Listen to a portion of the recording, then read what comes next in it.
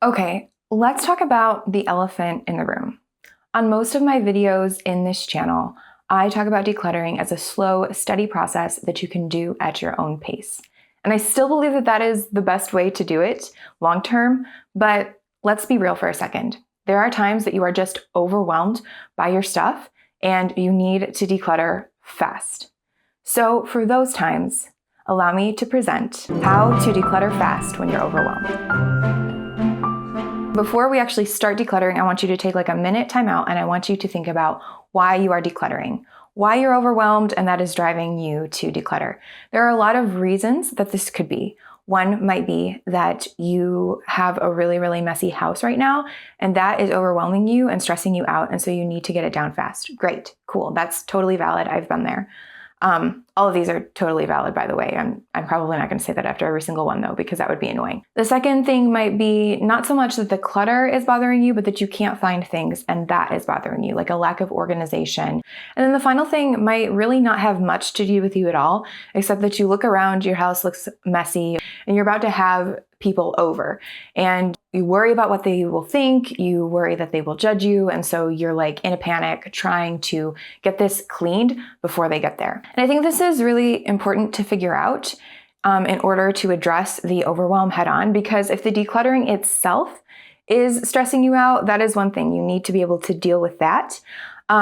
And probably it is stressing you out, at least to some degree, because getting rid of stuff is hard, especially getting rid of a lot of things all at once. But I feel like personally, at least for me, the stress of getting rid of my stuff and making those hard decisions pales in comparison to the pressure that I feel if someone's coming over and I'm worried about how I can meet their expectations. Because we put a lot of pressure on ourselves when we try to fill in what other people's expectations are. And so I think especially if the other people coming over is part of what's stressing you out, I want to just start here and say, is there a way that you can give yourself a break on all of this? If you can give yourself grace, if you can remind yourself that, hey, those people are still going to love me even if my house is not super clean. And if you don't think that they will still love you, even if your house is super clean, are they real friends? Are they real family? I don't know. I mean, maybe this is a little too deep for a decluttering video, but just like give yourself as much grace as you can. You know, other people, what they think about you and your space is not ultimately your problem. And then if the stuff itself is overwhelming you, try to give yourself a break there too. You'll be able to reduce that overwhelm a little bit,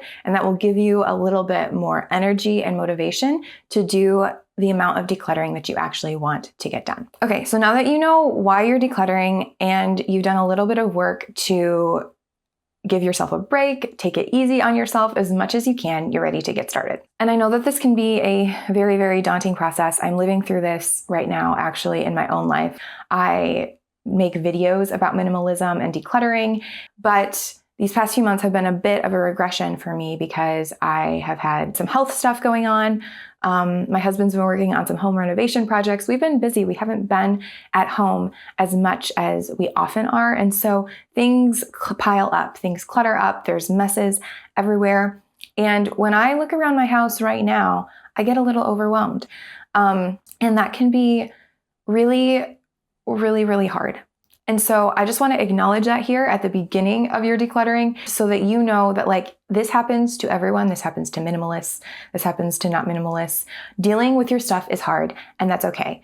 And what we're going to talk about in this video is a way to help you deal with your stuff even though it is hard, right?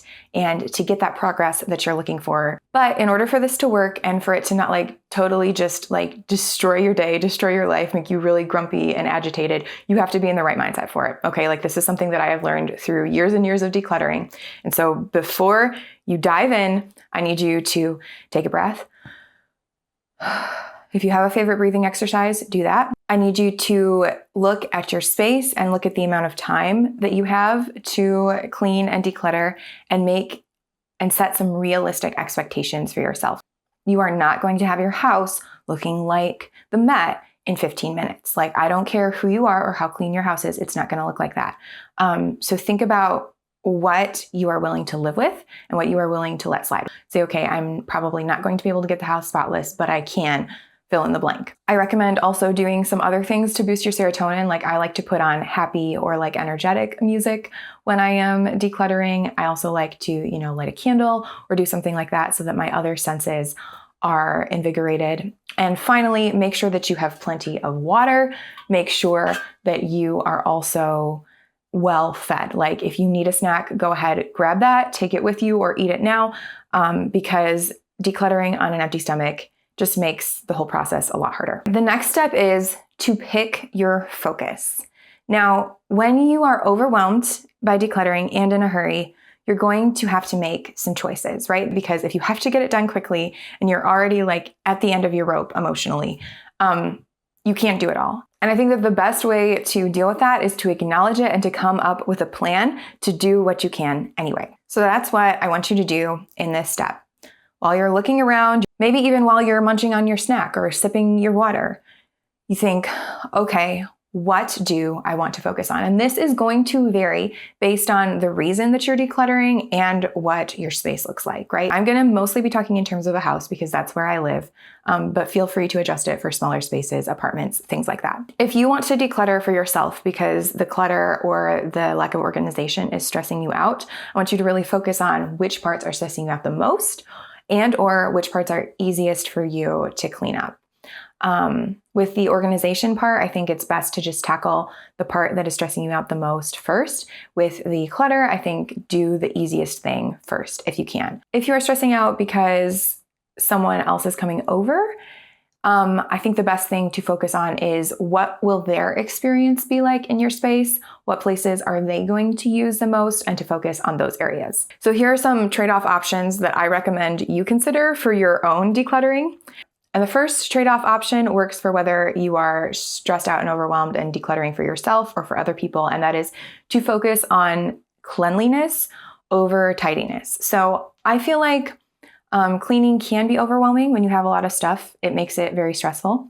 But if you can find a way to pick up all the trash, all the junk, any moldy fast food wrappers or pieces of paper that are flitting around your house, pick those up, throw them away. Wipe down your surfaces, clean your floors. That makes a big difference. And so even if your space is cluttered, but it's clean, that can help you breathe a sigh of relief. That can help your guests breathe a sigh of relief too. Another trade-off option that works really well for yourself is to just pick one area of your space. Like, that might be your bedroom, that might be your kitchen, that might be your living area. Do a space that you use a lot and that you'll be able to appreciate and use better once it's decluttered, and do a really deep dive and just do that space. I know that may seem a little counterproductive, but we're not working with a lot of time here. So if this is for you, do a space that you can create like an oasis of peace and calm and lack of clutter, and then you can slowly spread out from there later. And then finally, if you are trying to declutter fast because you have people coming over, you have guests, I recommend, and this is actually what I do when I'm feeling overwhelmed, focusing on the areas that they're actually going to use. So if you're having someone over for dinner, the kitchen is a must. I didn't really think about that very much, but I read it one time in a magazine and they were like, hey, nobody wants food prepared in a dirty, messy kitchen. So really focus on getting your kitchen clean. It doesn't have to be perfectly decluttered, but make sure the counters are clean. Make sure you clean a bathroom that they can use and any spaces where you may be hanging out. So your living area, your dining area, whatever. The nice thing about that is I feel like the bathroom and the kitchen just need to be clean. And then wherever you're going to be hanging out, you can focus on the actual deeper decluttering if you want. And by the way, those first two steps should not take super, super long. I know that I'm probably a long ways into this video at this point, but really setting yourself up and helping decrease the overwhelm, increase the amount of certainty and control that you feel over the situation should help you get this done fast. So the final step is to do it, but keep your energy up in the process, right? Because if you're already overwhelmed, you don't have a lot of energy to do the cleaning and decluttering that you want to do. I'm not trying to be unkind. It's just like your normal amount. If this is your normal amount of energy and you're already overwhelmed, like up to here, you're only working with a little bit of your total amount of energy. And that's okay. That's just something that you need to be aware of and to stay on top of as you're decluttering. So let's talk about how to do that. First of all, now that you have a plan for how you're going to address it and you're probably feeling a little less overwhelmed, you may feel invigorated. Great. You can use that. However, that's probably not going to be enough to get you all the way through the process unless you just don't have a lot of clutter in your house, in which case I don't know that you'd be watching this video, but maybe you are. And if you are, you're welcome. But my recommendation for this, just knowing that you're working with, an extra limited amount of energy, is to pay attention to the order in which you are cleaning and decluttering. I'm basing these first two steps on Dana K. White's method for decluttering and cleaning, and then I'll kind of go on into my own things that I've discovered. But the first thing that she recommends is start with easy to pick up trash and items that aren't where they belong. So if there's anything that is clearly trash, just go around with a trash bag and throw it away. Easy, easy, easy. If there's anything that's out where it doesn't belong, put it away. If you find that you can't put it away because the space has been taken up by something else, then you may need to declutter something. And then the second thing that she recommends is to do your most visible areas first, right? So if you don't have time before your guests come over to do your kitchen and your living area and your bathroom, pick the areas that you think they're going to see and interact with the most. So probably the living area, right? And then maybe just do a quick wipe down of the other things. I would not get hung up on decluttering things in drawers or hidden in cabinets at this point. Just focus on what your eyes are drawn to and only work on like putting away, throwing away, or decluttering those things. I do have one caveat with all of this, and that is when you are going around cleaning stuff up, putting it away, don't just move things from one holding area to another. I feel like when you don't declutter your whole house at once, which no one really has the time or energy to do that very often. So when you're doing like one area at a time, something that you can fall into is you'll go, oh, this is useful. I don't want to declutter it. And so you'll just move it to another place that it doesn't belong. Only put things away where they belong. If you have something that you need out of the way, but you don't know where it goes and you don't want to like lose your momentum by trying to figure out where it goes, you can always leave it where it is and then come back to it later. Like for us, we often leave board games out. And while board games do actually have a place at our house, there have been times in our lives when we've had too many and so they haven't. And so that's just one of those situations where sometimes I would just leave it out because I knew that I had to get to it, but I didn't have time to actually put it away that day and do the decluttering. And yeah, it looks messy. It's not minimal. It's not perfectly decluttered, but it's also not doing any harm sitting there. The goal here with paying attention to your order is speed. Focus on the things you can do quickly with little to no decision making first. Get those things out of the way because those things will not sap your energy as much as the bigger decisions. Then once you're pretty satisfied with all the trash and stuff that you've gotten out of the way, you can go ahead and do the actual decluttering. I'm saying for the sake of speed, go ahead and clean when you feel your energy starting to wane. Like just go, okay, it's time to clean, wipe everything down, get it nice and presentable because that will make a big difference in your space. If you start to lose steam and you are not close to done or you're not close to the amount of time that you wanted to spend on it,